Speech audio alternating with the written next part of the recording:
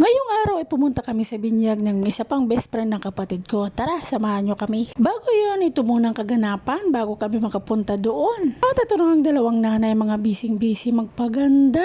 Siyempre, bago sila magayos, inuna muna yung mga bata. Ganun naman talaga ang nanay. Laging nauuna ang mga anak kasi sarili, diba? Habang nagayos nga ang dalawang nanay, ang mga anak naman ay kanya-kanyang laro. Habang ang bunso naman namin ay ayan, tulog na tulog. Paano naman kasi ang aga-agang nagising? At ito na, umalis na tayo. Maaga nga kaming umalis dahil malayo-layo pa yung biyahe dahil nasa San Mateo tayo at doon tayo natulog sa isa pang best friend nila. At ang pupuntahan nating binyag ay sa Payatas pa. O diba, ang lalayo ng mga kaibigan ng kapatid ko. At sa wakas, matapos ang mahababang biyahe ay nakarating din tayo. Magkapareho pala ng reliyon itong dalawang best friend ng kapatid ko. Nakalimutan ko nga lang kung anong pangalan yun. Ang kapatid ko nga lang yung Katoliko sa kanila pero still magbe-best friend pa rin sila. At dito na nga ay nag-uumpisa na nga ang kanilang ministro. Pero ang aking binantayan, ayan na, hindi natigil doon sa upuan. Ay naku po, panay labas, nakakahiya na magpabalik-balik doon sa loob. At ang umatid pala sa binyag ay kukunti lang, wala pa kaming 50 dahil hindi naman nakarating ang iba pang ninong at ninang. At ako naman ay dito na lang sa labas nag-aantay dahil itong batang ito ay pabalik-balik naman dito at nalabas pa ng gate. Ang hirap talaga pag may kasama kang bata sa isang okasyon, lalo na kung makulit katulad nito. Dahil dapat lahat ng senses mo ay gagana dahil ang hirap pag iwan mo yung batang mag-isa. At ito na nga, lumabas na nga ng gate. Hinayaan ko lang siya pero siyempre sinusundan ko. Titingnan ko kung alam nga niya kung saan yung sasakyan nila diyan. Pero mukhang kilalang kilala niya na yung kanilang sasakyan dahil wala naman lang pagdadalawang isip kung saan dyan ang kanilang sasakyan. Dire-diretso siya. Katapos nun ito, bumalik na siya. O diba, alam na alam niya yung daanan. Pag ganito pa naman ang aalagaan mo ay talaga ikay mapapagod.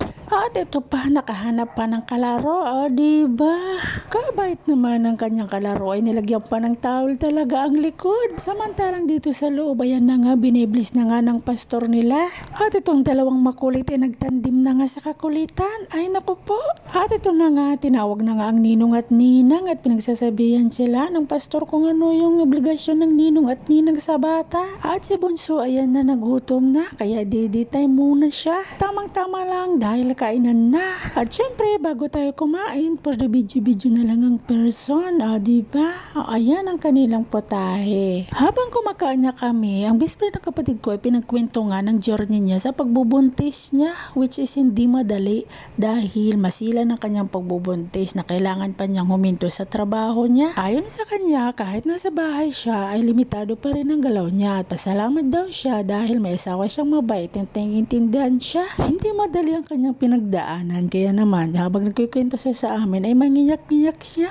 Pagkatapos nga niya magkwento ay namigay na nga siya ng kanyang souvenir at ninong-ninang nga yung kapatid ko at kanyang asawa at ito namang tila teddy bear ay towel pala yan. At syempre dahil tapos na, ayan na, kulit na naman ang batang makulit pero hindi siya makalabas dahil maulan. Nung umupa nga yung ulan, ayan na, umuwi na nga kami dahil malayo-layo pa nga yung aming biyahe, mahirap nang magabihan pa. O siya, hanggang dito na lang, hanggang sa susunod. Maraming salamat.